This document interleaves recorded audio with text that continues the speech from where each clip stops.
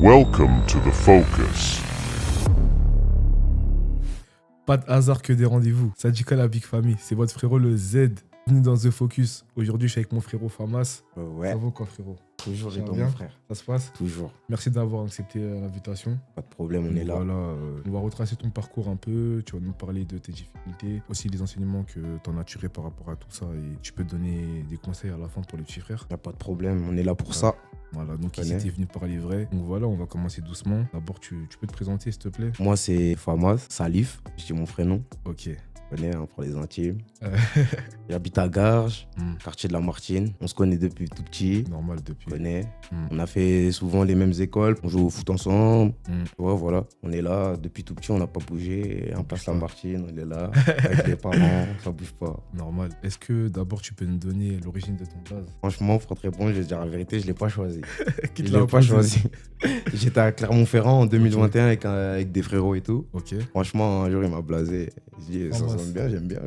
C'est une galère, mais. Parce que moi, à Je la l'ai pas base, choisi. moi, je me rappelle ton blaze, c'était Lifsa. à la Ouais, base. c'était livre ça à l'envers, Salif à l'envers. Ouais, normal. Alors bon, tu nous as dit que tu venais de Garges-Gonesse, du Ouais. quartier de la Martine. C'est Est-ce ça. que tu peux nous parler un peu plus de ce quartier-là? Bon, c'est le nôtre, mais voilà. Ouais, quartier à part hein, dans la ville, tu connais.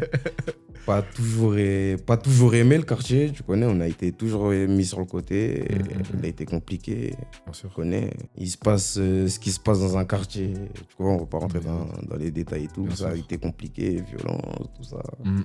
Dangereux, quartier dangereux, police tout le temps. Hum. Voilà, on a grandi dans ça, dans une jungle. Une jungle, tu trouves? Voilà, c'est une petite jungle. Dans quel contexte familial tu as grandi? Quel contexte familial. Ouais. Franchement, j'ai grandi, on était une fratrie de 6 enfants, tu Ok. connais. Et le dernier? L'avant-dernier. Ok. J'ai 2 grands frères, 2 grandes sœurs et un petit frère. Une bonne enfance, respectueuse, tout le monde s'entendait bien, on rigolait bien. Franchement, pas à plaindre. Hein.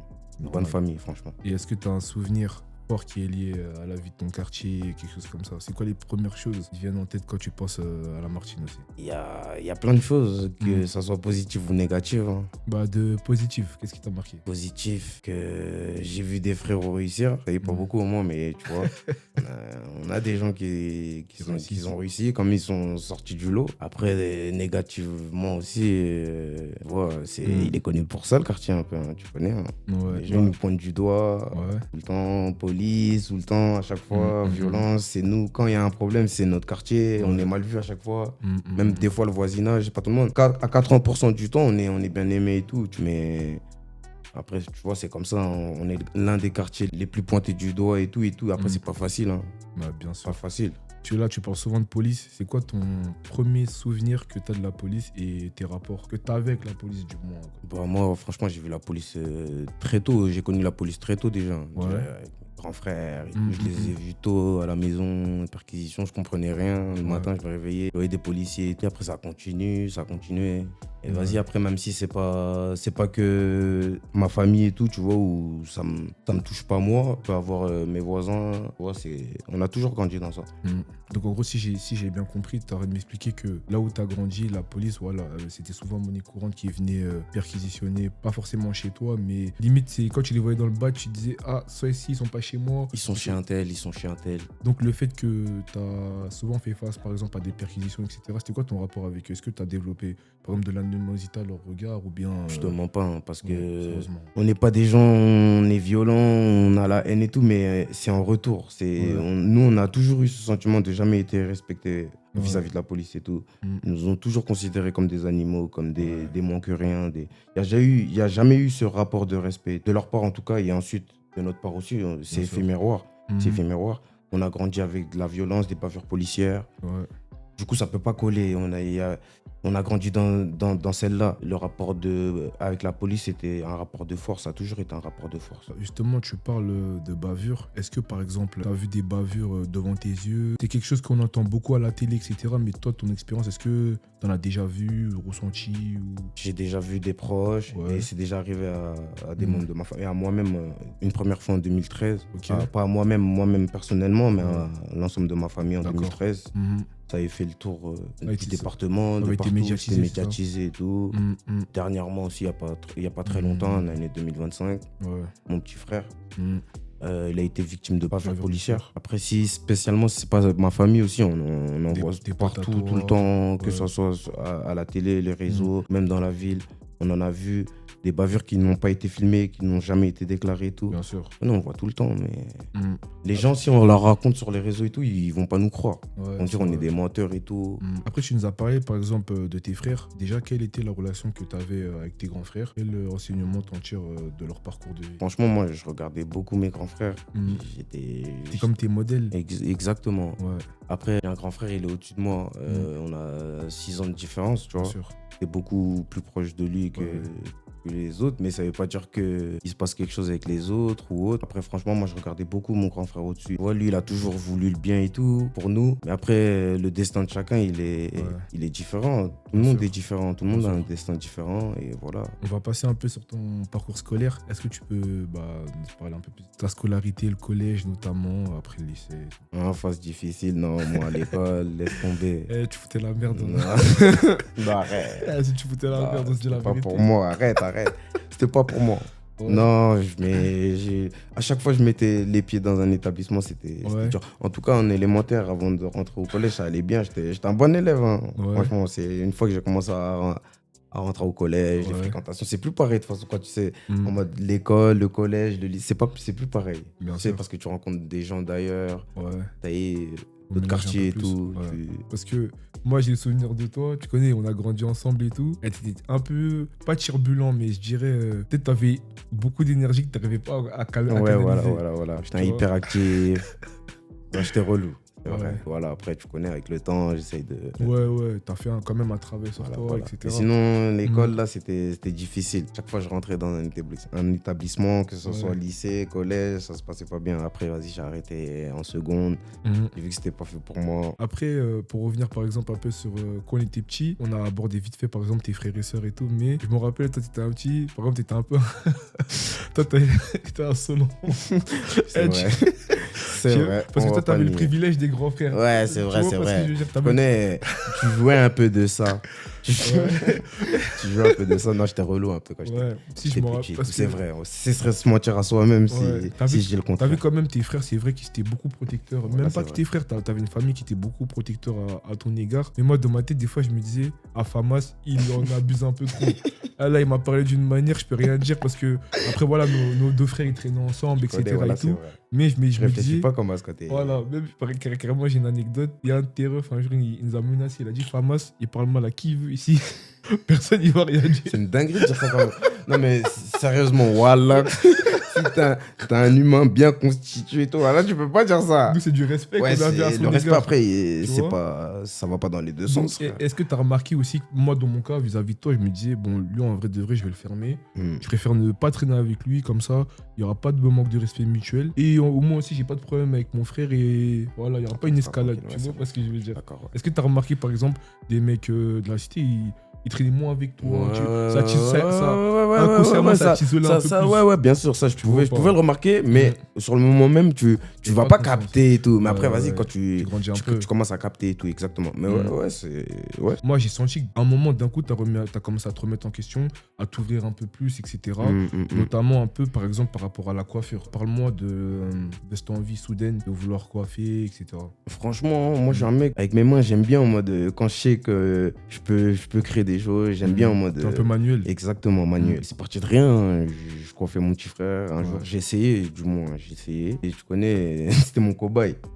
C'est dire, T'as gâté sa les tête. premières fois, je l'ai Ouais. gâté. Ouais, Je l'ai ouais. gâté. Après, Après, de fil en aiguille, ouais, ça tu t'es amélioré. ça se fait et tout. T'as bien. commencé à acheter ton matériel, Matériel. etc. Bon, t'avais pas de local, du coup, on revenait chez toi parfois te couper. Et après, bon, c'est un peu compliqué parce que voilà, il y a la famille, il Ouais, y a c'est les vrai. frères, etc. Ouais. C'est quoi les bonnes choses que tu as en tiré de ton expérience de coiffeur et aussi les différentes contraintes que tu as pu aussi rencontrer?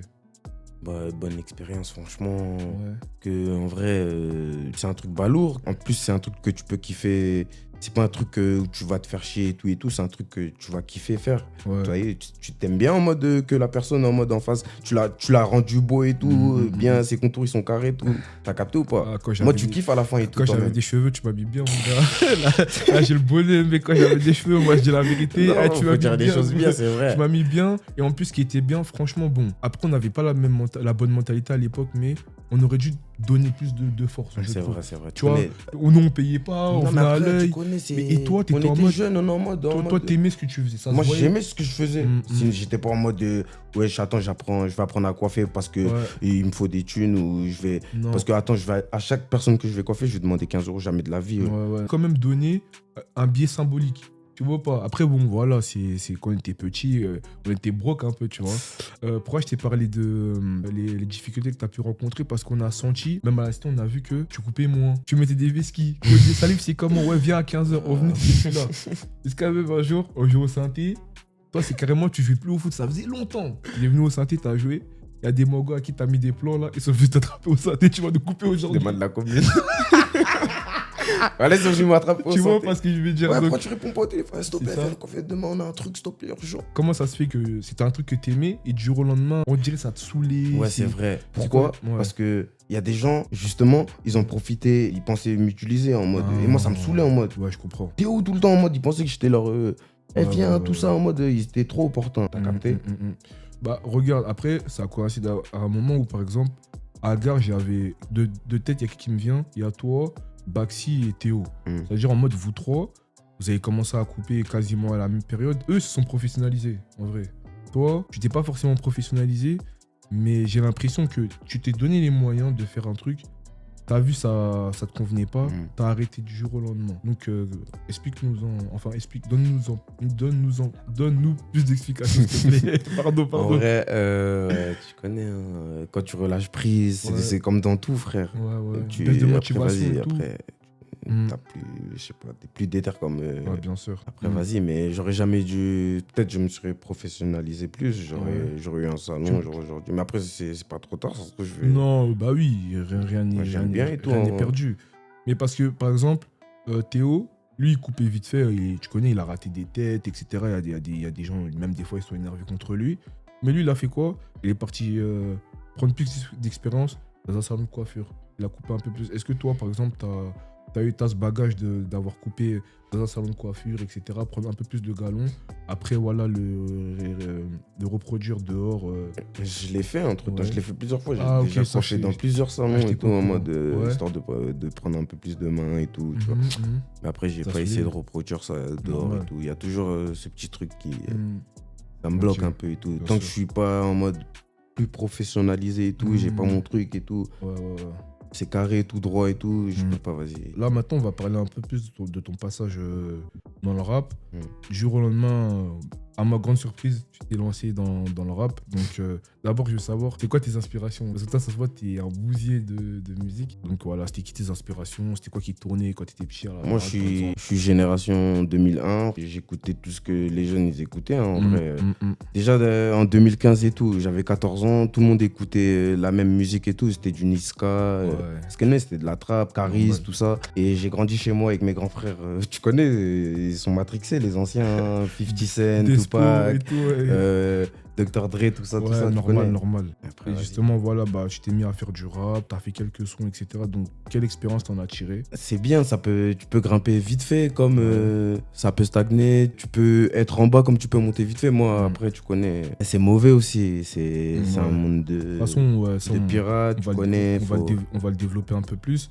Après, voilà, comme j'ai dit tout à l'heure, moi, quand on était plutôt petit, moi, par exemple, je voulais. Après, bon, il y a un an d'écart entre toi et moi, c'est-à-dire que c'était pas forcément la même génération. Après, voilà, comme je dis, du jour au lendemain, t'as changé. Tu t'es un peu plus ouvert à nous, etc. Tu faisais des clips, tu nous invitais. Même moi, je me rappelle, j'étais déter et tout. Toujours. J'étais déter, je venais, tout ça.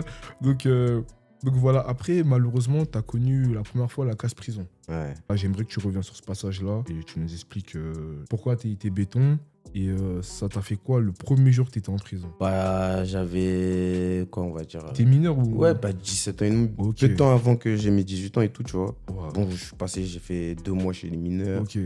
Donc malgré que tu étais mineur, ils t'ont mis en prison quand même. Ensuite, après, vu que je passais majeur, j'ai mes 18 ans, on m'a ramené chez les majeurs. Je suis ressorti d'ici fin 2020.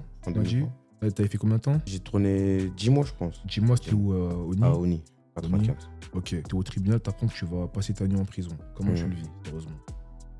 Et quand t'es jamais allé, tu dis non, c'est faux, parce que tout le temps t'as esquivé et tout, tu dis non, non. Tu connais et tout, mais après, vas-y, quand ça arrive et tout, pour l'instant, les premiers jours, tu y crois pas et tout. Tu crois pas. Mais quand on t'annonce ça, quand t'annonce ça, tu pleures ou bien t'es en mode vas-y, j'assume mes conneries, t'assumes tes conneries et tout, t'assumes tes conneries, obligé, t'as pas le choix. T'assumes tes conneries, tu vas aller ou même tu pleures, la juge elle va pas dire non, c'est bon, mais c'est retourner chez vous. Salut la Big Famille, j'espère que vous avez apprécié la première partie de la vidéo. Celle-ci étant trop longue, donc on sortira la deuxième partie dans la semaine. Donc n'hésitez pas à rester branchés en vous abonnant, en likant et surtout en partageant. Peace.